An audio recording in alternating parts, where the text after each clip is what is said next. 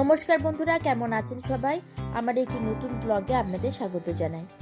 আগের ব্লগে আমি রামায়ণের কিছু অংশ আপনাদের দেখিয়েছিলাম রামের বাণে কিভাবে বালি নিহত হয়েছিল। আজ দেখাবো তারপরে কি হলো। চলুন তাহলে দেখা যাক।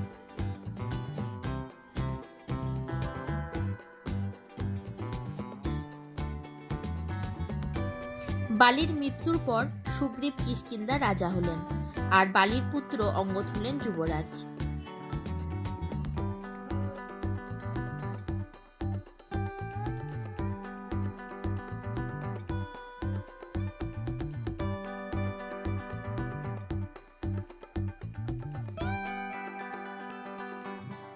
বর্ষা শেষ হলে সুগ্রীব বানর বাহিনীকে সীতার অনুসন্ধানে দিকে বেরিয়ে পড়তে আদেশ দিলেন।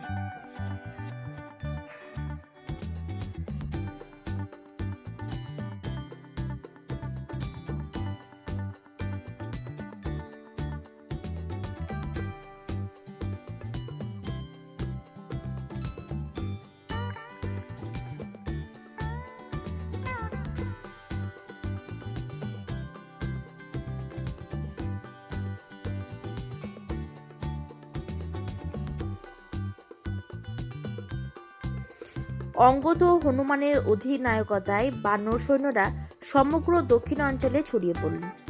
পক্ষীরা জটায়ুর ভাই সম্পত্তির উপদেশে সীতা উদ্ধারের উদ্দেশ্যে হনুমান মহেন্দ্র পর্বতের শীর্ষ থেকে সাগর পার হবার জন্য লাফ দিলেন।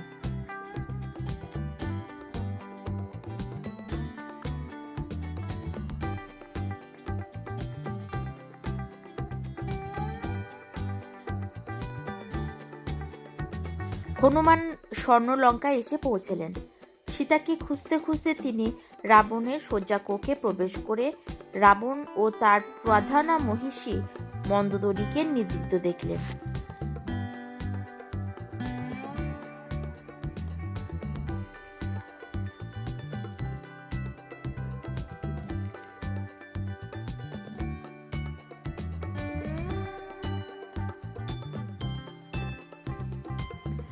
এখানে সেখানে হনুমান বৃদ্ধায় সীতাকে তন্ন তন্ন করে খুঁজছিলেন।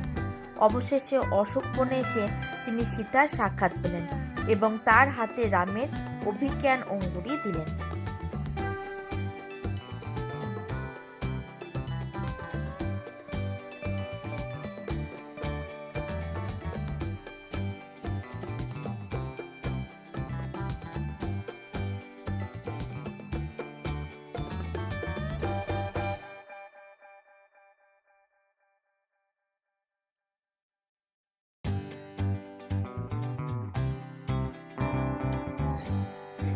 লঙ্কা ত্যাগ করার আগে হনুমান আমের বাগান লণ্ডভণ্ড করলেন।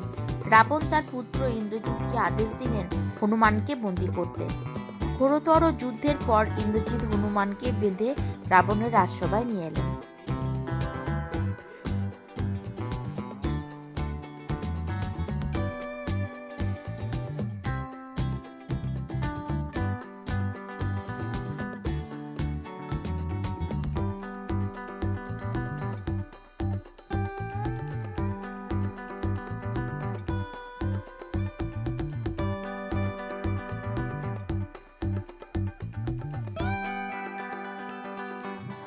হনুমান রাবণকে গালিগালাজ করলেন।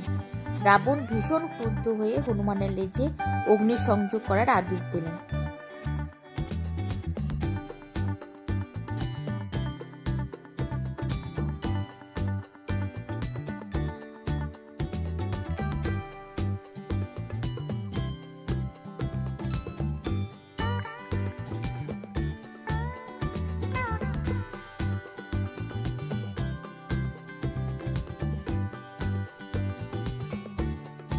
হনুমান বাঁধন খুলে ফেলে জ্বলন্ত লেজ নিয়ে এ বাড়ি থেকে সে বাড়ি লাফালাফি করে সারা লঙ্কায় আগুন জ্বালিয়ে দিলেন।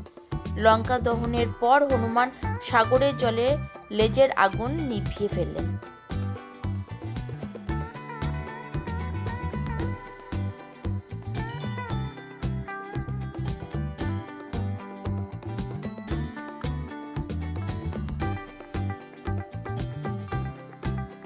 কিষ্কিন্ধায় ফিরে এসে হনুমান রামকে লঙ্কার ঘটনার পূর্ণ বিবরণ দিলেন।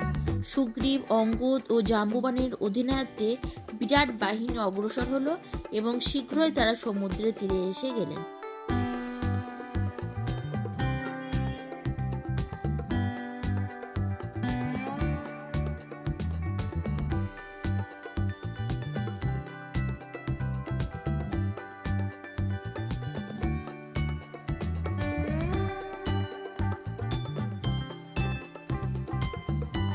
রাবণের ভাই বিভীষণ রাবণকে পরামর্শ দিলেন সীতাকে ফিরিয়ে দিতে।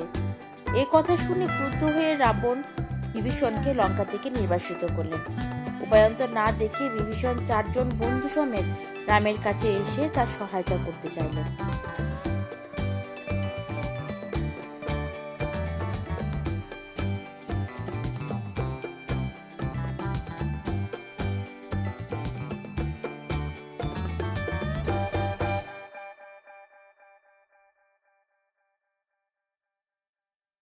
সমস্যা দাঁড়ালো কি করে সমুদ্রের ওপর সেতু বাঁধা যায়।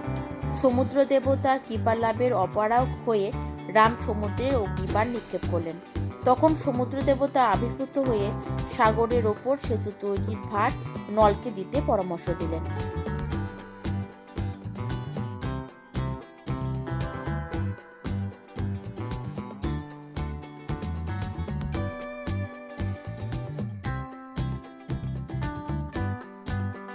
ঋক্ষ ও বানরে মিলে পর্বত প্রমাণ কাঠ ও পাথর বয়ে নিয়ে এলো।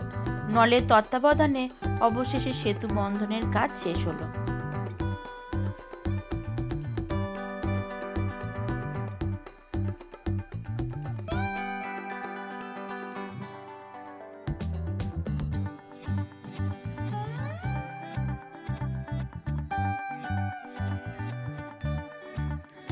রাম সৈন্যবাহিনী নিয়ে লঙ্কায় প্রবেশ করলেন। মায়া রাক্ষসী বিদ্যুৎ জিনের তৈরি রামের নকল ছিন্নমুণ্ড দেখিয়ে রাবণ সীতাকে প্রতারিত করতে চাইলেন, কিন্তু বিভীষণের স্ত্রী সরমা সীতার কাছে আসল রহস্য ফাঁস করে দিলেন।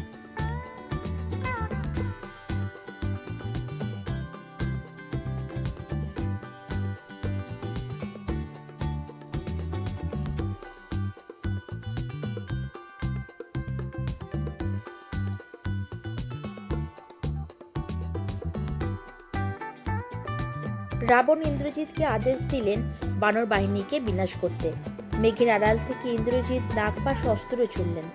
লক্ষ লক্ষ নাগ বেরিয়ে এসে রাম ও লক্ষ্মণ 2 ভাইকে বেঁধে ফেললেন। আজ তাহলে ব্লগটা এই পর্যন্তই থাক। আবার দেখা হবে নতুন একটি ব্লগে। ব্লগটা ভালো লাগলে একটা লাইক করে দেবেন। ভালো থাকবেন, সুস্থ থাকবেন। আবার দেখা হবে নতুন একটি ব্লগে।